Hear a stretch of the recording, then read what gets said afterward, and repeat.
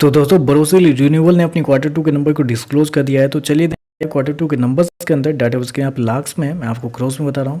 तो देखिए पिछले क्वार्टर में कंपनी ने 370 करोड़ के आसपास का रेवेन्यू जनरेट किया था। पिछले साल देखें तो 401 करोड़, जबकि अभी देखें तो गिर के 372 करोड़ कंपनी का जो रेवेन्यू है वो आपको जाता हुआ देखने को मिला। तो साल से साल देखें तो साल से साल कंपनी के रेवेन्यू के अंदर लगभग बोल सकते हैं 7% के आसपास की गिरावट आपको देखने को मिली। वहीं अगर क्वार्टर जाते हैं तो क्वार्टर कंपनी का रेवेन्यू ऑलमोस्ट फ्लैट आपको देखने को मिला। तो क्वार्टरली बेस पे कंपनी का रेवेन्यू फ्लैट है, जबकि साल से साल देखें तो आपको 7% की गिरावट भी आपको देखने को मिल रही है।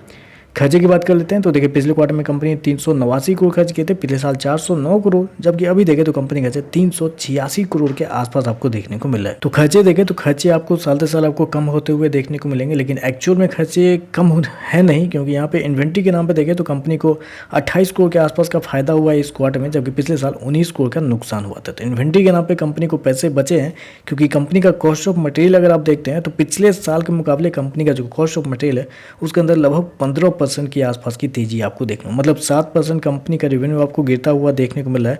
उसके बावजूद देखें तो कंपनी का कॉस्ट ऑफ मटेरियल जो है वो आपको 15% बढ़ता हुआ देखने को मिला है, जो कि यहाँ पे थोड़ा सा गलत है।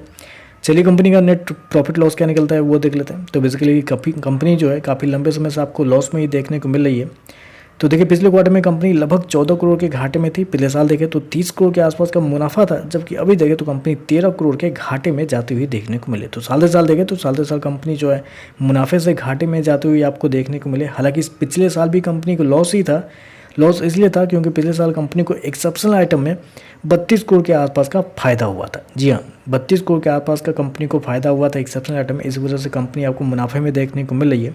अगर एक्सेप्शनल आइटम हटा के देखें कंपनी का प्रॉफिट, तो पिछले साल लगभग 3 करोड़ के घाटे में थी, जबकि अभी देखें तो 8 करोड़ के घाटे में देखने को मिली, जबकि पिछले क्वार्टर में लगभग 15.5 करोड़ के घाटे में थी। तो साल से साल देखें तो कंपनी का जो लॉस है वो आपको बढ़ता हुआ देखने को मिला है, जो कि थोड़ा सा निगेटिव है। यहाँ पे ईपीएस की बात करते हैं तो देखिए पिछले क्वार्टर में कंपनी का ईपीएस 99 पैसे माइनस का था, पिछले साल देखें तो ₹1.92, अभी देखें तो 75 पैसे माइनस का आपको देखने को मिल रहा है। तो ओवरऑल अगर देखा जाए तो थोड़े से कमजोर नंबर ही आप कर सकते हैं, क्योंकि साल से साल देखें तो कंपनी के रेवेन्यू के अंदर 7% के आसपास की गिरावट है, और कंपनी का जो लॉस है वो आपको बढ़ता हुआ भी देखने को मिला है साल से साल। तो चलिए बस आज के लिए बस इतना ही। वीडियो पसंद आए तो लाइक कीजिएगा, साथ में साथ चैनल को सब्सक्राइब जरूर कीजिएगा।